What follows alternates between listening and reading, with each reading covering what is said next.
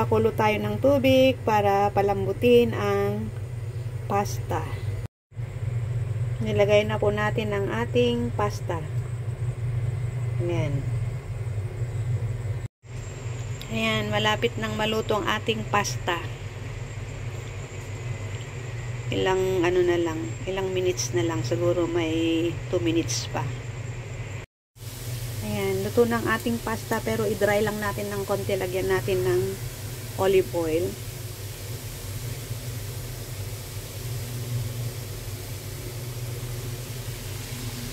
Para mas firm yung pasta niya.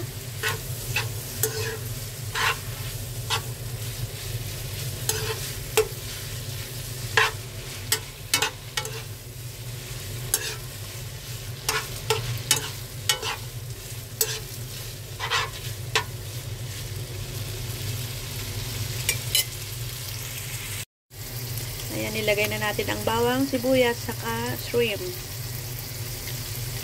Hintayin natin mag-brown yung shrimp. Oh, ayan, brown na siya. Nag-brown na ang shrimp natin. Nilagyan natin ng paminta.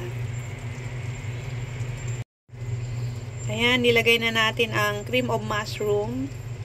Kapag kumulo na yan, okay na siya. Ito na ang ating niluto. Pasta with shrimp. Yummy, yummy. Kain na tayo. Ayan. At maraming salamat sa inyong pagsuporta, mga kababayan. Sana ay patuloy nyo akong subaybayan sa aking journey sa vlogging.